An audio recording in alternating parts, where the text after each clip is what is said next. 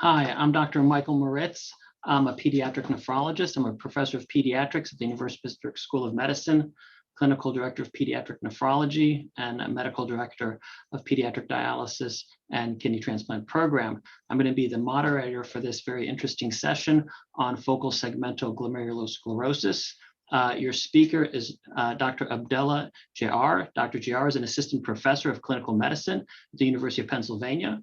He received his nephrology training at Columbia University, an additional glomerular disease training at the University of Pennsylvania, where he currently sees patients in the Glomerular Center. He has several publications covering different aspects of kidney disease. He serves as a manuscript reviewer for several kidney journals and is a section editor for glomerular diseases. His clinical activity involves diagnosis and treatment of glomerular diseases and also onconephrology. Opus Medicus designates this course for a maximum of 1 AMA-PRA credit, category 1 credit, and ABIM mock points. Physicians should claim only the credits commensurate with the extent of their participation in the activity. Opus Medicus is accredited by the Accreditation Council for Continuing Medical Education to providing continuing medical education for physicians. Without further ado, I will give it over to Dr. Geara. Hi, good evening. Thank you for the introduction, Dr. Moritz.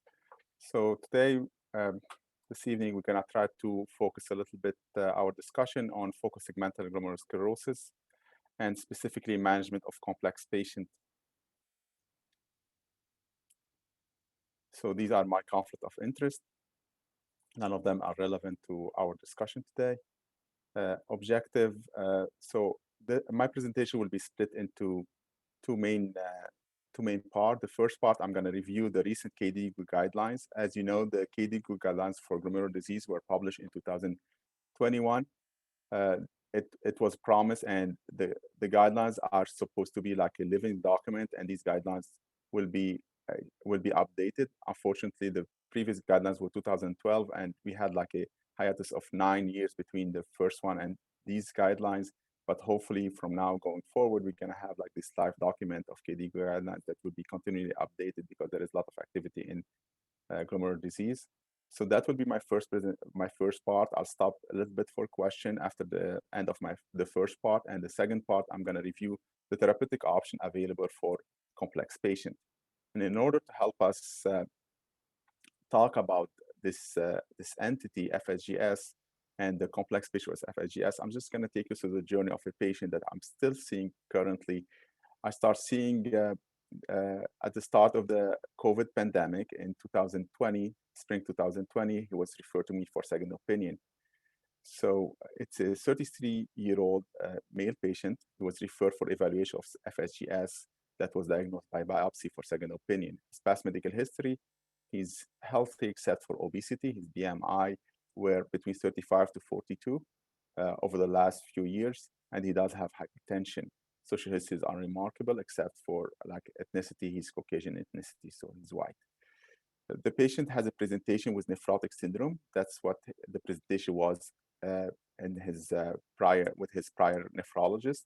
So he had a creatinine of 1.17 from baseline of creatinine of 0.8 to 0.9, had an albumin of 2 grams per deciliter, and had a proteinuria of 7.7 grams per gram. That proteinuria was confirmed by 24-hour urine. So based on the biopsy finding of FSGS, he was started on prednisone 60 milligrams once daily for 10 weeks. Going back to his biopsy results, we're going to just discuss his biopsy results specifically and just try to put them in context based on some of the information that we know or that we can get from the kidney biopsy in order to help guide our diagnosis.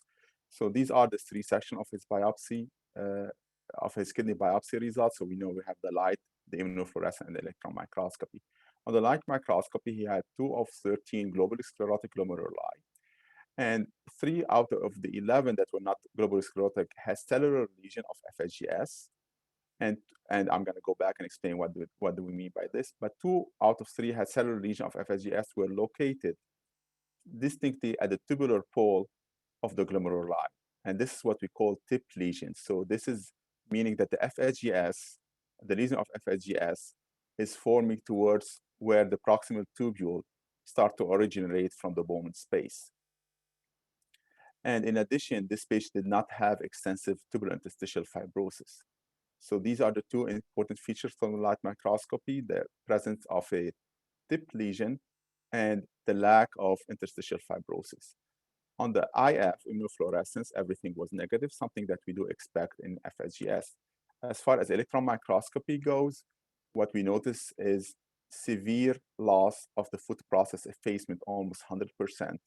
And the glomerular basement membrane is of normal thickness and contour. And that's important because we've been recently diagnosing and we've been identifying a lot of collagen 4 related nephropathy that are presenting as form of FSGS. So if you see that the glomerular basement membrane thickness is heterogeneous, we have thinning of the basement membrane, or we have maybe thinning and thickening, or we have the basket weaving, that could be a sign of collagen 4 related associated nephropathy or glomerulopathy, and these patients can have the light microscopy as FSGS.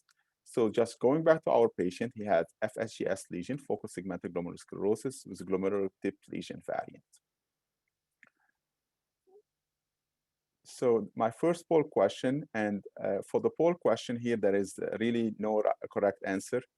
So the way we're gonna do it is that you're gonna see on your Zoom meeting like this rectangle where you can actually click the correct answer. So the first question is, the patient with nephrotic syndrome and FSGS tip lesion, how would you treat this patient? Would you give him a course of steroid because he has a good chance of response since he does have the tip lesion?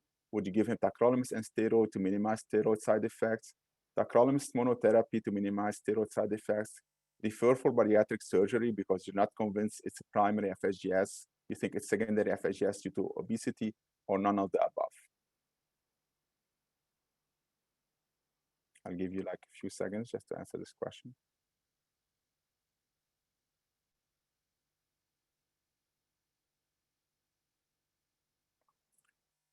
Okay. So we have a majority for tacrolimus and steroid, and few will treat with steroid and few will treat with tacrolimus alone. None of you will think it's secondary because I think that the fact that he has tip lesion did push you towards more of a lesion that will be responding to immunosuppression. Okay. So the first thing, just let's try to define FSGS. And the most important thing in this lecture to take home is just FSGS is not a disease, it's a histologic lesion. So the FSGS, it's a term that describes the presence of collagen sclerosis of part of the glomeruli, and the EM does show podocyte injury. So podocyte injury is a central piece of the FSGS lesion. So that's why sometimes we talk about as being a podocytopathy instead of just referring it by the light microscopy finding. The recent KDIGO guidelines does define FSGS or does categorize FSGS in 4 broad categories. They do talk about something called primary FSGS, and these are the patients who present with nephrotic syndrome and have diffuse foot process effacement. We do consider these patients as being immunologically mediated, and they do respond, theoretically, they should respond well to immunosuppression. That's how we define primary FSGS, or at least the KDIGO guidelines define primary FSGS. There is also the second category is genetic FSGS, familial being sporadic or syndromic genetic. So meaning here you have the APOL1, which does go through two-hit theory, meaning that you have a familial predisposition and most likely an environmental factor leading to FSGS, but also you have the syndromic, like for example, patients who have mutation in nephrin or podocin that present in early life, like in infancy, with FSGS. These are the genetic forms. There is a secondary form of FSGS, either secondary from viral illness, from drug, or adaptive changes from glomerular hyperfiltration. For example, if a patient had a previous injury, had a nephrectomy, and in these patients, usually what we have normal or reduced nephron mass. What we have, the foot process effacement, is segmental, and usually we have proteinuria without nephrotic syndrome. And they do have a final category of undetermined cause, where you have segmental foot process effacement, proteinuria without nephrotic syndrome, and no evidence of secondary cause. So they are nicely defined, these categories, but when you start reading the fine print, you start understanding the challenges. So this is an old slide from 2011 that also tried to categorize this FSGS into these broad categories, meaning that the central event is injury of your podocyte, but this injury could be immunologic through T or B cells, or could be genetic through different gene. And here it's an old slide because now we have way more gene that we identify associated with FSGS, or it could be hyperfiltration from adaptive or reduced renal mass. And if you see as far as clinical presentation, usually the idiopathic or primary FSGS does present with full nephrotic syndrome, extensive food process effacement. The secondary FSGS does present with normal albumin, food process effacement, that's segmental, and you do have nephrotic range proteinuria without the nephrotic syndrome.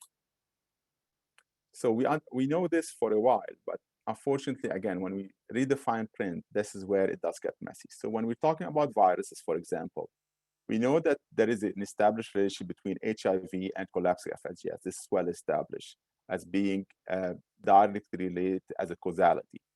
But almost all other viruses, it's more of an association or probable association. The causality is not extremely well defined. Most likely, these patients do have some genetic predisposition, and we're finding that a lot of these patients that develop FSGS following a viral illness do have some genetic predisposition type of APOL1 high-risk allele. So you have patients who you find that they have like acute CMV infection or parvo B19 infection or EBV infection, and they do develop FSGS following these infections. We did see quite a bit of SARS-CoV-2 infection that led to collapsing FSGS, and approximately, I think, more than 90% of the patient, 91% of these patients had APOL1 high-risk allele. So for the viruses, the association is not that clear. For drug-induced, we know that there is few drugs, especially, I think, this antiviral therapy, direct-acting antiviral therapy. We have the mTOR calcineurin inhibitors. Also, we have bisphosphonate that are known to cause FSGS and some other medication. But when you start looking at what we call adaptive FSGS due to glomerular hypertension, where you have reduced glomerulonephron. So here you see like these are the patients with sickle cell anemia, age-related FSGS, or reflux nephropathy, where you clearly have an etiology. But in the patient who have normal nephron mass, for example, obesity-related glomerulopathy, or primary glomerular disease due to systemic condition, diabetic nephropathy, or hypertensive nephrosclerosis, this is where it does get messy because, you know, obesity being hypertension or diabetes, these are endemic illnesses. And these patients attributing the FSGS to this underlying etiology, it does become messy. Like exactly in our patient, for example, our patient is obese and clinically he's presenting with nephrotic syndrome. The pathology is compatible with primary FSGS, but he does have obesity. So are we gonna attribute this to obesity and just go after the obesity and just work on his weight loss and potential bariatric surgery, or should we just attribute to a primary FSGS? So really the categorization that we have from the KDIGO guidelines are nice, are somewhere to start, but they're not clear cut, and the borders between this categorization can get messy when you're moving to the clinical side. So what can we do to help categorize these illnesses better? We can use the histology. This is a histology that was described at Columbia of the 5 type of FSGS, and I'm sorry, it just does look blurry, but it's done on purpose because I do not want to read into all of this. What I meant to say by this is that some histology can be compatible with some disease. For example, some histology are specific to some categories of FSGS. For example, if you look here, this Perry-Heiler histology in the second row, you can see that the FSGS lesion are next to the arteriolar pole. So here, this is usually compatible with adaptive FSGS patients who have chronic intraglomerular hypertension, chronic intraglomerular hyperfiltration. You see the FSGS mainly building up towards the vascular pole. Next to the tip lesion, what you see here, you see the glomeruli, and you see towards the end of the glomeruli where the proximal tubule try to exit, you have an FSGS lesion. These are usually lesions that act as if the patient has minimal change disease. They respond very well to steroid. They have a sudden onset with nephrotic syndrome, and they respond quite well to steroid.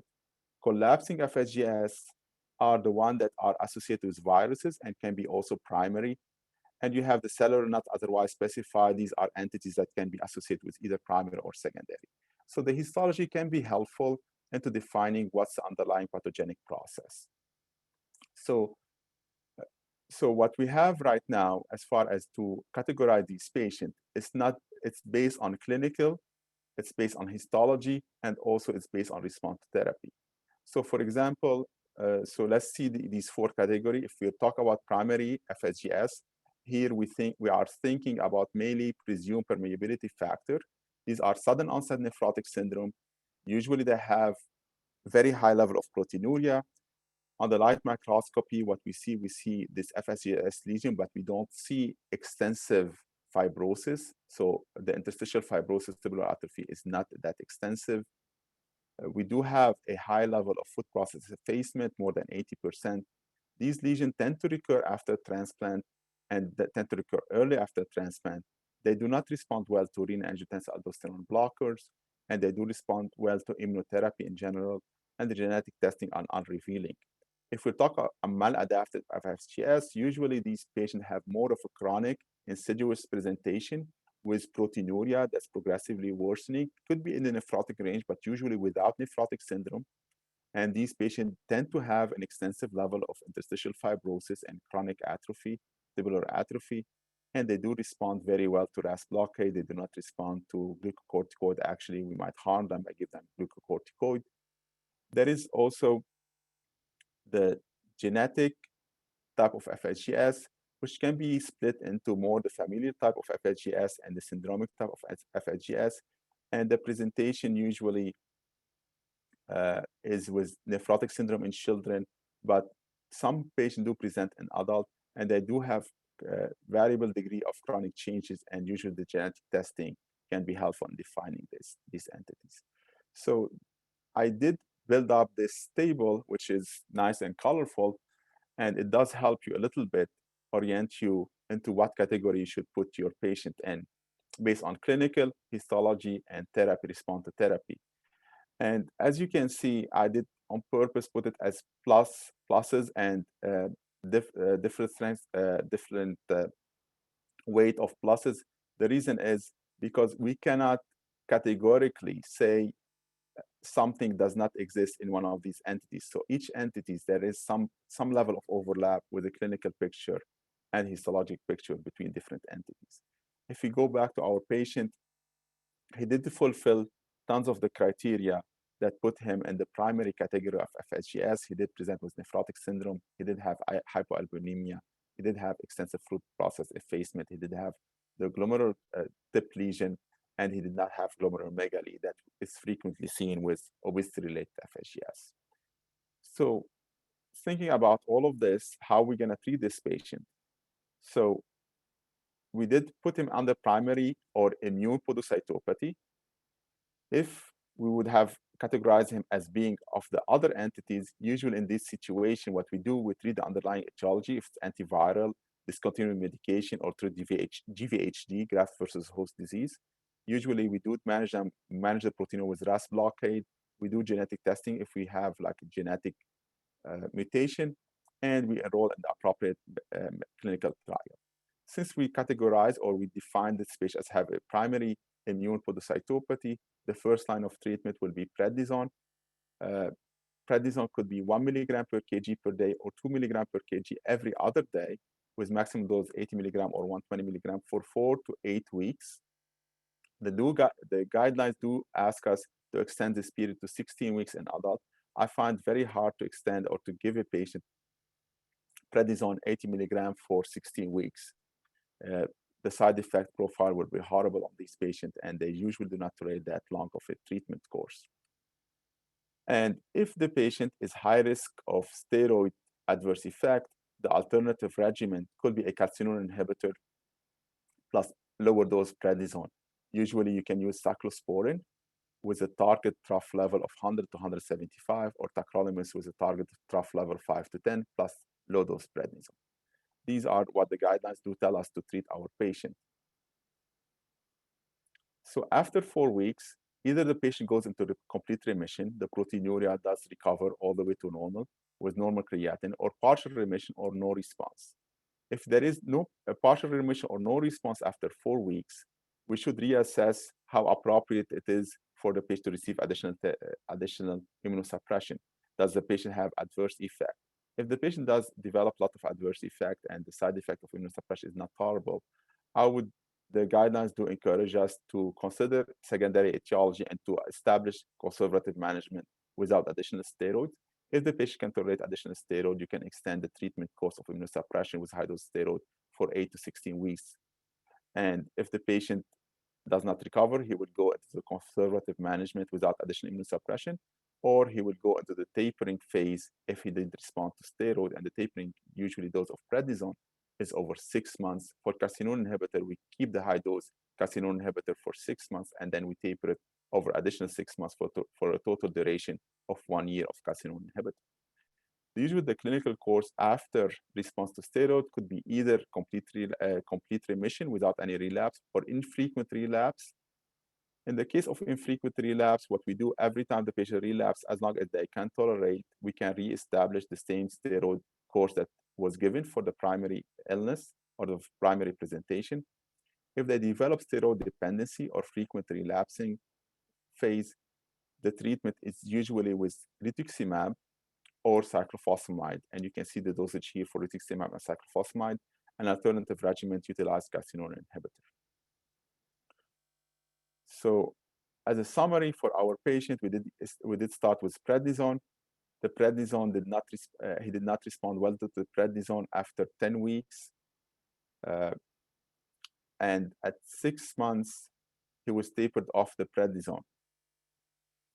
And as you can see, his proteinuria is still around 8 grams. So really, we did not have any kind of improvement in this patient. If anything, the creatinine is worsening. The next poll question is, the patient has a primary FSGS. He's steroid resistant. He failed 6 months of steroid therapy high dose. And what is the next step in the management of this patient?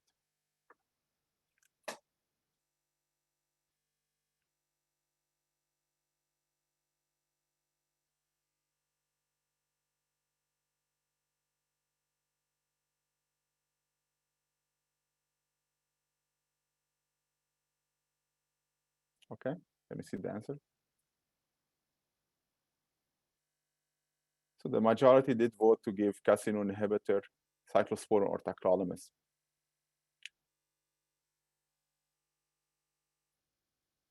So the KDIGO guidelines to treat steroid-resistant FSGS does advise for supportive care, target proteinuria in the non-nephrotic range with RAS blockade, and cyclosporin or tacrolimus for more than 6 months. The calcineurin inhibitor that we're going to use are either cyclosporin or tacrolimus, and usually the starting dose is 3 to 5 milligram per kg in 2 divided dose, or 0.05 to 0.1 milligram per kg in 2 divided dose. And usually we keep the high level calcineurin inhibitor for 6 months, and then we taper it over the next 6 months for a total duration of 1 year. And this is what we did for our patient. He started the calcineurin inhibitor, and as you can see, 4 months after starting the calcineurin inhibitor, his creatinine went up to 2.4. It was midway through the COVID pandemic, and that's when he was sent to me for a second opinion. Because his proteinuria was persistent, his albuminuria was getting worse, he was still fully nephrotic. So as a summary, he had 10 months of treatment of calcineurin inhibitor and steroid for the primary FSGS, steroid resistant, and he's calcineurin inhibitor intolerant. So what do KDIGO guidelines recommend in this case? So the statement for KDIGO guidelines is, in a summary, you can do whatever you want. You can try whatever you want. It's almost like a data-free zone. So there is lack of evidence for any specific alternative treatment. You can use mycophenolate mofetil plus high-dose dexamethasone. You can use rituximab. You can use ACTH. We will need to personalize the treatment depending on the availability of the drug and the benefit for further immunosuppression for this patient. And they do recommend that these patients will be referred to a specialized center. So I'm just going to go over the potential or over the data for the steroid-resistant FSGS, just to review what we have as data for this on this topic. But I will stop for 2 minutes just to see if there is any question in the chat box.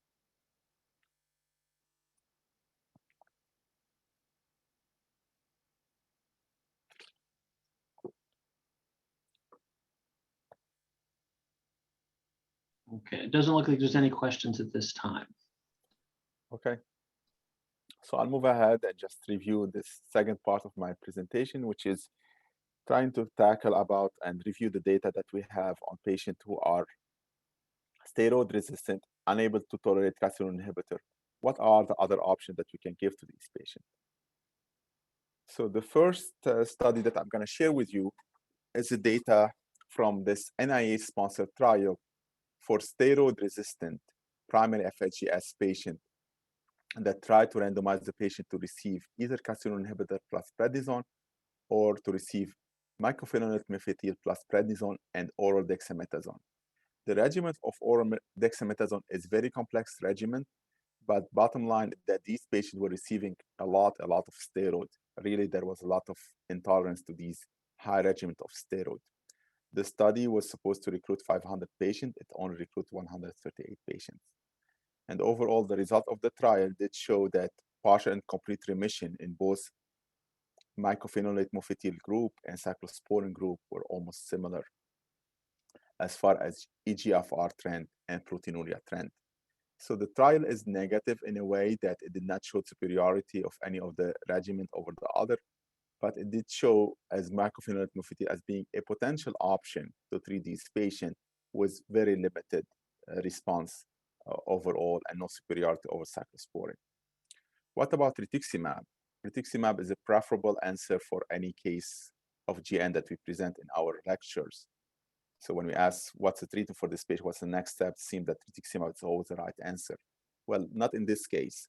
Rituximab data is promising for steroid-dependent nephrotic syndrome, but it's mainly for steroid-dependent. The patient who respond to steroid, rituximab can be a good agent. But the data for rituximab in steroid-resistant FSGS is actually quite a negative data, and that comes from the Spanish group who published their experience of 8 patients. 5 of 8 did not respond and their proteinuria worsened and their creatinine worsened. 2 of 8 did have some improvement of the renal function and proteinuria did improve. And 1 of 8 did have a transient response to rituximab and then deteriorate afterward. So very small data series. Overall, the majority of the people do not have a lot of faith of rituximab in steroid-resistant FSGS. It's used a lot in steroid-dependent FSGS or nephrotic syndrome, but not in steroid-resistant FSGS. So this is a table that does summarize what we have as data for immunosuppression. As you can see, in general, the data of immunosuppression is quite poor. Most of these immunosuppressive agents have response rate between 20 to 30%. The majority have response rate in the 10 or even single digits, being calcineurin inhibitor, mycophenolate mofetil, rituximab. So really, immunosuppressive agents, as of now, are not showing a lot of promising data about or promising results in steroid-resistant FSGS. So what are the alternatives? One of the alternatives is ACTH gel, a highly purified ACTH gel. And the idea here, we know that ACTH can stimulate cortisol secretion. So it's as if you're giving steroid, but also we do think there is a mechanism of action that directly on the podocyte and on the kidney through these melanocortin receptors, where we do think that melanocortin receptors can be expressed on the kidney. And so ACTH, highly purified ACTH gel, is a potential treatment for nephrotic syndrome. And as we know, this therapy was approved back in the 1950s based on very very preliminary data. So what is the experience with ACTH gel? So the results are quite not promising in a way, just this is maybe a nice way to describe them. So the largest series was from Colombia, 24 patients. 7 of them had some response, 2 of them complete response, 5 partial response, and all the remainder, all the other patients didn't have any good response. In addition, the adverse event occurred in 20 of 24 patients, and there were quite severe adverse events, mainly new onset diabetes and hyperglycemia. So really, ACTH data also is not promising or not convincing in a way. So the last poll question is, what would you do for this patient? He's steroid resistant, intolerant to calcineurin inhibitor, and we did actually do genetic testing for him. It's unrevealing for any genetic abnormality. Would you give ACTH? Would you give rituximab, mycophenolate mofetil, or would you send him for a clinical trial?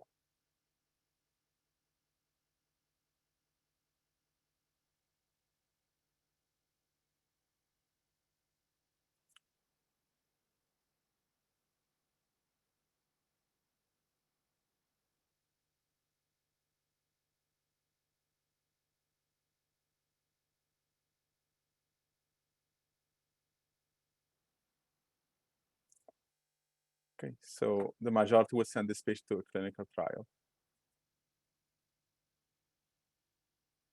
So let's talk a little bit about the clinical trials that are ongoing. There is, for FSGS, there is 10 trials that actually are recruiting for patients currently. I think one of the promising trial is this agent Vertex VX-147 that actually is specific for ApoL1 mediated FSGS. So this is a molecule that interferes with ApoL1 expression. It does inhibit the ApoL1 variant expression. And in patients who have ApoL1 mediated FSGS, there is a phase 2 trial currently recruiting for these patients. So this is very promising and target therapy specific for ApoL1. But also there is other molecules that are being tested for their immunologic activity and specific immunologic activity on the podocyte, being anti-CD20, abatacept, or even stem cell therapy for FSGS. And we're waiting for the result of these trials. None of them is actually close to being in a phase 3 or being approved for anytime soon. One other promising trial that's been tried in FSGS and some other disease is actually targeting specifically the podocyte. What we know from the podocyte is that we have this channel, this calcium channel called TRPC5 channel. And this TRPC5 channel usually is expressed inside the podocyte. In pathologic condition, this TRPC5 channel will be expressed on the surface of the podocyte, and it will allow the calcium influx inside the podocyte and activation of the calcineurin and further activation of the RAC1 and expression more of this TRPC5 on the surface of the podocyte, eventually damage of the podocyte. So this is a very interesting mechanism of action that if targeted with the right molecule, which we have actually a molecule that's been tested in phase 2 trial, can actually stabilize the podocyte. And this kind of intervention has been tried or been tested in FSGS, but also has been tested in other forms of proteinuric chronic kidney disease, notably diabetic nephropathy. So this is an interesting approach. Instead of approaching FSGS from the immunologic perspective, now we're approaching the FSGS from stabilizing of the podocyte perspective. Some other approaches does utilize different inhibitor of different part of the immune system or different part of the slit diaphragm, just try to stabilize or correct the fibrosis process or the damage of the podocyte process or stop the immunologic process causing FSGS. So really none of them are close to being in a phase 3 trial as of now. What we have for now, what is interesting in the field of FSGS is this newer agent, or at least it's not newer, it's newer for the kidney, this endothelin inhibitor. So I would like to review a little bit the role of endothelin in the kidney and see how it does fit with FSGS. So we know in the setting of acidemia, aging, aldosterone, angiotensin II, hypoxia, and several other pathologic conditions, the kidney expression or the level of expression of endothelin at the level of the kidney increase. and you have several receptors of endothelin at a different level of the kidney. As you can see, the endothelin is expressed at the level of the renal tubule, the podocyte, the vasculature, or the mesangium, or inflammatory cells, and all of them do lead to chronic kidney disease. All these processes will lead eventually to chronic kidney disease. So really, what we're seeing here is that endothelin is maybe a common pathway for the final injury that we see in almost all chronic kidney disease. And I will tie this in FSGS in a second. So endothelin are not new to the nephrology field. We do have like a major trial that was published, I think, in 2018 of endothelin inhibitor, atrasentan. It was called the SONAR trial, and the SONAR trial was stopped prematurely because of concern of side effects, and there was a lot of issue related to the SONAR trial. But it's an interesting design. I would like to go over it and explain the potential benefit of this approach. So what they did, actually, they did what they call an enrichment phase. So they gave the medication to all the participants that were screened, and the participant who showed improvement of the proteinuria and they did not have a lot of fluid overload were actually recruited to the trial after this enrichment phase. So they have 5,000 patients that were initially included. After the enrichment phase, they did identify 2,469 non-responders. Out of them, 200, and they did have 2,648 responders. So they only randomized the responder to placebo and control. And what they saw actually is significant decrease of end-stage renal disease, significant decrease of doubling of the creatinine, improvement of the stroke, and they did not have an increased hospitalization from heart failure. So the SONAR trial did have actually a subgroup analysis to see what happened if you combine SGLT2 inhibitors with atrasentan. So the idea here is that this medication, the endothelin inhibitor, was not well tolerated because we had a lot of episodes of fluid retention, edema, and weight gain. As you can tell, as you know, SGLT2 inhibitors do induce natriuresis and diuresis, and they do decrease the amount of fluid retention. So they look at a subgroup of patients who actually receive both agents, and they compare them to a matched group that received only the atrasentan. As you can see here, that if you combine SGLT2 inhibitor with atrasentan, what happened is that you do have the benefit of improvement of the proteinuria. In addition, these patients did not gain weight when we have the combined therapy with SGLT2 inhibitor and endothelin inhibitor. So that's a promising approach now that SGLT2 inhibitor are approved, that if we combine endothelin inhibitor with SGLT2 inhibitor, we can overcome the primary limitation of using an endothelin inhibitor, which is fluid retention. So after going through the segue, I'm going to go back to the FSGS data with endothelin inhibitor. And we do have a phase 2 trial that's already published and presented at the ASN meeting and well discussed. This study was the DUYAT study, which used a medication called sparsentan. Sparsentan is a combination pill of endothelin inhibitor and irbesartan, so an ARB plus endothelin inhibitor.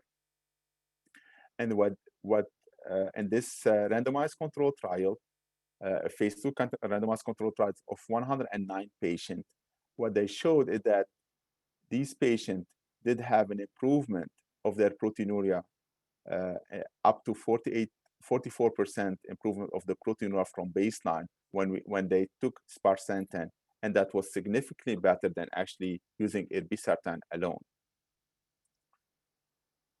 So there is a phase 3 trial that we have the partial result of it that were released called duplex trial, which shows similar results. So sparsentan is a promising agent to treat FSGS. It's a combined ETA endothelin A receptor blocker with angiotensin II receptor blocker. But there was a lot of criticism of this trial and a lot of question mark came up. Although we did see improvement of the proteinuria, but most of the beneficial effect were for the patient who had proteinuria less than 3.5 grams. As you can see, 46% of these patients, or we had a 46% improvement of the proteinuria in these patients versus 10% in the irbesartan group, and the patient who had severe proteinuria more than 3.5 grams, their improvement was a much less level. So the delta was only 10% versus a delta of 36% in the lower proteinuria. In addition, although it's supposed to be a primary FSGS trial as per design, the study did have a heterogeneous group of patients with primary FSGS, maladaptive FSGS, and genetic FSGS. They did not have strict criteria before enrolling these patients.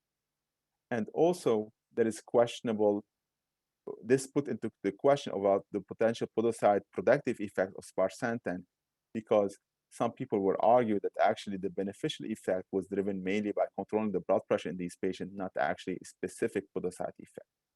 So really, at this point, sparsentan is a promising medication, but it's not an answer for everything. It does seem to be more fit for patients who have maladaptive FSGS that have some residual level of proteinuria that will benefit from this drug, not patients who have quote-unquote primary FSGS, which immunologically mediated, where we can see like huge amount of protein, more than 3.5 grams. So what are we left with? So there is few therapy that we can actually offer to our patient that have what we consider primary FSGS. They're not responding to steroid or calcineurin inhibitor. And these therapy are extracorporeal therapy. The first therapy is plasma exchange. And this is a table that's in a way summarize what we have as data on plasma exchange. So this is mainly patient who had recurrence post-transplant, pediatric patient post-transplant, and the result overall were quite positive, with the majority of patients having complete or partial remission. And I will caution you that the majority of these interventions were used with, in addition to steroid, so or other immunosuppressive therapy, because what we've seen frequently is that when the patient responds to plasma exchange, there is a very high likelihood that they become plasma exchange dependent, and they will require chronic immunosuppression in order to take them off or taper down the plasma exchange therapy. A novel approach to this is lipoprotein apheresis, LDL apheresis.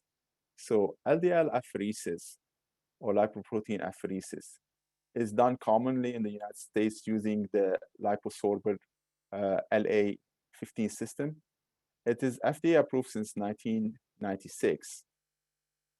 And it did have a humanitarian device exemption in October 2013 in the treatment for pediatric FSGS. Either they are refractory to medication, or in primary FSGS that's not recurrent post-transplant whenever the GFR is above 60. So how does this work? Why LDL does matter? Why removing LDL does matter? So the flux of lipid flux across the podocyte is very important to the function of the podocyte, and there is a lot of basic science research tying directly the metabolism of lipid metabolism to a direct podocyte damage.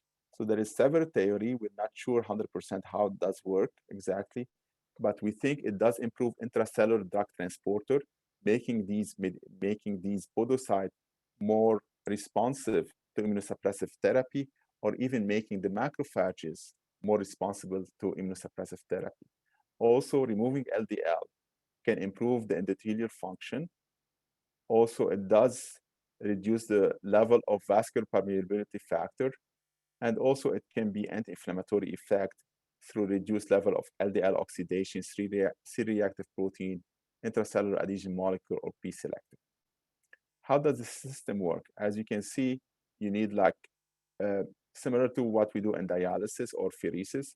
We're gonna draw the blood of the patient through a line and then returns through a different line. The blood that's drawn usually is, we have a blood pump that we have heparin to avoid clotting, and then you have the plasma separator, meaning that here the plasma has been filtered out from the blood, and we have a plasma pump. So this plasma that's been filtered out or separated from the blood will go through two liposomal LDL absorption column. So the first thing that we have, the important part of this machine, is the plasma separator filter, which is a Sulflux KP05 plasma separator filter that separates the plasma component from the blood component. And we do have the two column of absorption column. So the reason we have two, because they work we alternate between one and the second, and then we have the regeneration pump to regenerate these dextrans sulfate. What do I mean by this? What's happening here, you have cellulose beads, and on these cellulose beads, you have the negatively charged dextrans sulfate. The negatively charged dextrans sulfate will bind to the LDL and VLDL because they are positively charged, and that's how they're going to chelate or absorb the LDL.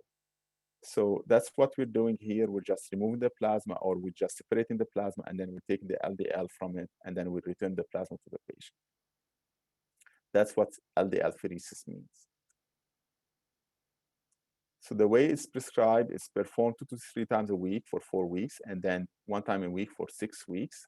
And you do have all these calculated to measure the plasma volume that need to be treated, also the heparin volume, and the type of blood test that need to be done while you're doing this LDL pheresis.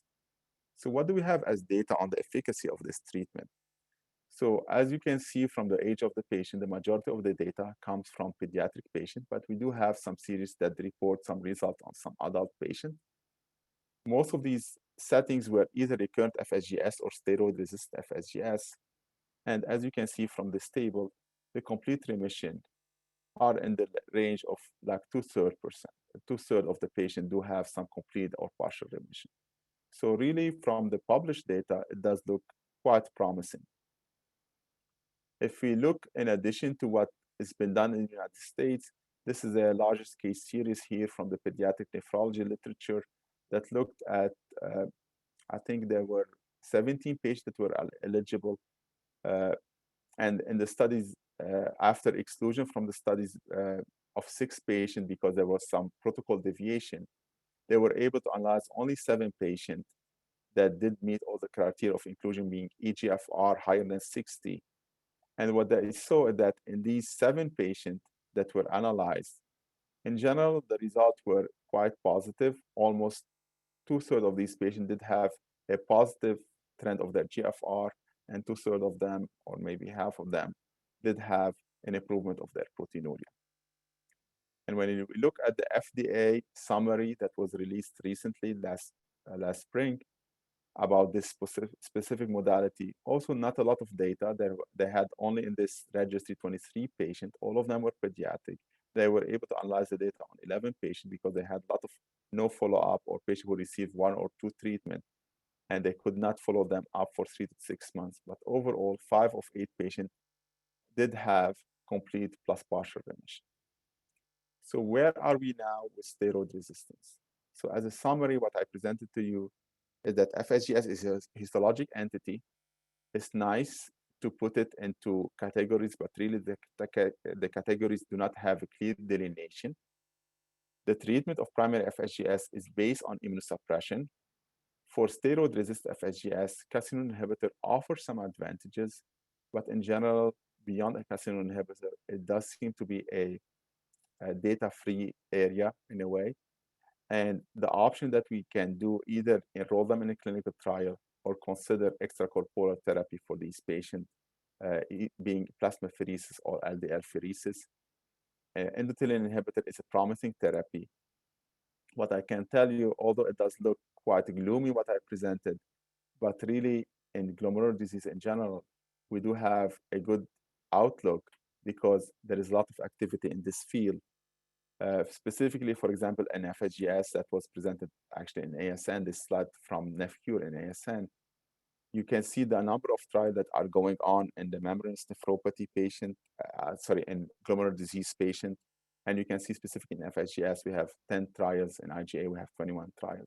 So really, this is a field that's been, the activity is quite high, and we do expect to have some molecules that are interesting that can get into clinical practice real soon. We are very excited about the ApoL1 targeting from different molecules, Vertex and AstraZeneca. Both of them have molecules that are being looked at for ApoL1. So really just, we're gonna keep our eyes open to any progress in this field. I think we have a lot to do there, and a lot to learn in this field for now. We're not at the end of the story here. Thank you, and I'll take questions here.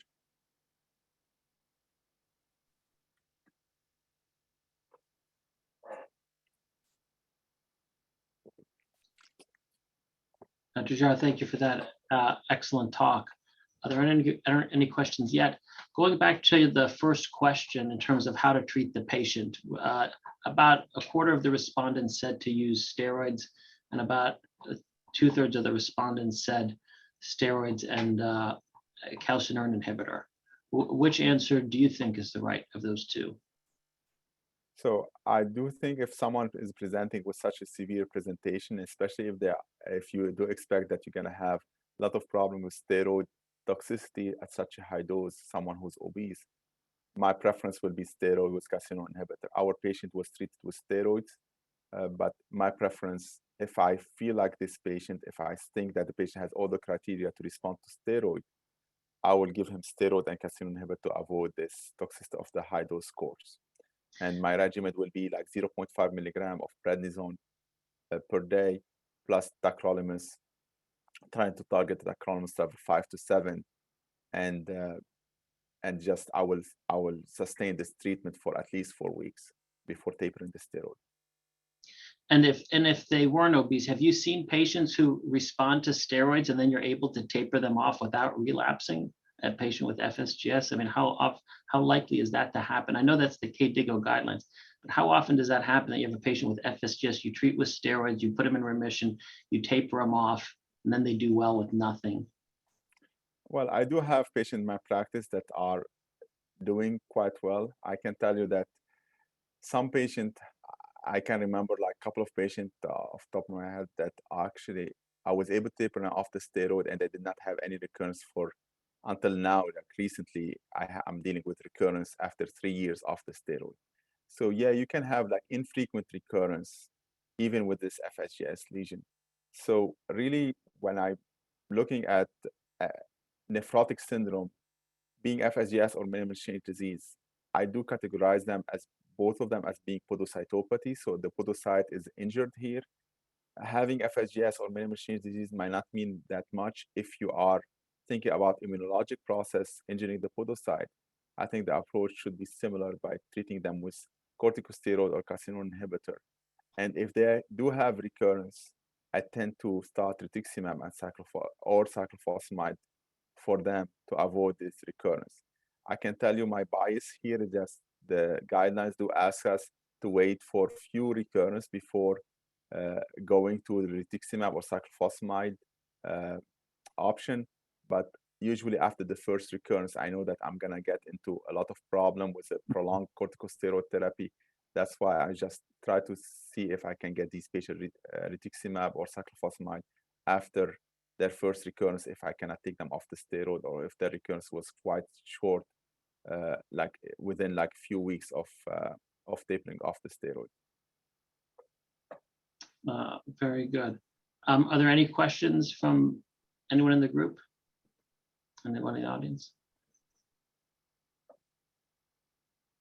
Well, I will share some, in the last few minutes, I will share some comments about my experience with LDL pheresis. I was probably one of the centers who was the first to use LDL pheresis in pediatrics.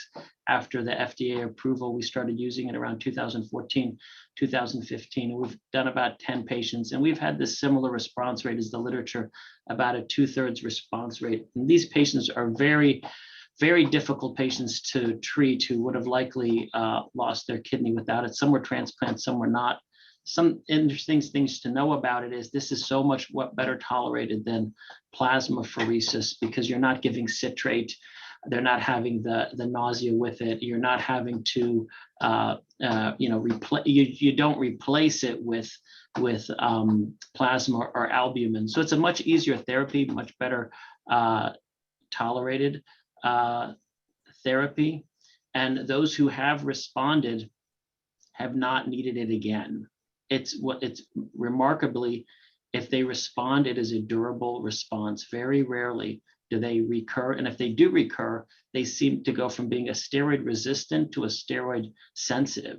So typically, if they do have a late recurrence, you can treat them with steroids alone, and you don't have to reinstitute the LDL pheresis, which is nice. Not everyone responds, though. We've had patients who didn't respond, who then did respond to something else, like using obinutuzumab, which was another version of rituximab that just seems to bind better and depletes the B cells in the spleen and lymph nodes. So if they haven't responded, that doesn't necessarily mean they might not respond to any other therapy. Moritz, do you have any theory about how it does work? I mean, there is a lot of advanced theory about how it works. What do you think is the most plausible way? I'll tell you what I think is the most interesting. What I find fascinating is the first case, like, where did someone come up with this idea of using LDL pheresis? Like, where did that come from? And if you look at the original report, I don't remember the exact age of the patient. It was a relatively young patient, either late teens or early 20s, a female who was approaching end-stage renal disease. It had like a GFR of 10 or 15, but had severe hypercholesterolemia. And they did the LDL pheresis for the hypercholesterolemia, not for the nephrotic syndrome. And guess what happened? Her renal function recovered, and the FSGS went into remission. And that patient on biopsy had significant foamy macrophages. So I do not believe there's a circulating factor. I think if there was a circulating factor, we would have found it. I mean, we found it for membranous, we found it for other things. I don't believe that there's a circulating factor. I think there's multiple factors, and I think it's probably related to the lipid biology. And why do I say that? Because there's cases of nephrotic syndrome that were resistant to steroids, but once they got put on a statin, they responded. So there's case reports of people who became steroid responsive after statins. There's some case reports of patients who became steroid responsive after a PCSK9 inhibitor. So I think it's probably related to the lipids. Now, you might say, well, then why does plasmapheresis work? Well, plasmapheresis is actually lipid pheresis. When you do plasmapheresis, you do lower the lipids, and if you don't have LDL pheresis and you have someone with severe hyperlipidemia, FH, you can do plasmapheresis. So I think plasmapheresis probably works by lipid pheresis. Probably why plasma people don't report, this is my thought, why people don't report such good response with plasmapheresis is because they don't, as you pointed out with the pediatric series, they use steroids. It makes you steroid responsive. So if you just use plasmapheresis alone and you don't use steroids or you don't use other immunosuppressive, so in the LDL pheresis protocol, you do twice a week for 3 weeks, and after that you start steroids. You start the equivalent of 1 per kilo per day. So I think it's very important that once you start LDL pheresis or plasmapheresis, that you step up the immunosuppression. I don't think it's a circulating factor, and I think just using the therapy alone, not in conjunction with other immunosuppressive therapy, is going to be ineffective. Yeah, I do agree with. I do think it's not the only approach that is utilizing the transit of lipids throughout the podocyte and how it does injure the podocyte. We do have other approaches that are in a phase 2 trials, just trying to specifically try to alter or rectify the lipid transit throughout the podocyte, and trying to in a way just reestablish podocyte function by just rectifying the LDL metabolism. Oh, I'm sorry, there is a question. What is the difference between the role of lipoprotein apheresis with post-kidney transplant patients compared to plasma exchange? So if you're a center that does not have LDL pheresis, I would plasmapherese the person. The thing is, the protocol is going to be much more intensive. You're going to have to do at least 3 times a week pheresis, and probably for a month, and then you're going to have to taper. So plasmapheresis is going to be a lot more intensive, and it was probably going to take a lot longer. If you have the lipid pheresis, it's much less intensive. It's just twice a week for 3 weeks, then weekly for 6. And some people have had to extend it longer. But they're pretty similar. The results seem to be, on the recent case series, the results seem to be better with lipid pheresis than plasmapheresis. And there's patients who failed plasmapheresis, patients who we've had included who failed plasmapheresis, who responded to lipid pheresis. So my opinion would lean towards lipid if you have it available, and it's not difficult to get. That was our opinion, and it's not a difficult procedure for nurses, people who are familiar with extracorporeal therapies to use. Plasmapheresis is more complicated. For sure, our staff did not find it difficult to do it on few patients that we did. That was a great question. Okay, I think we're up to time. Thank you for attending. Dr. Geara, thank you for that excellent talk, and thank you everyone for attending.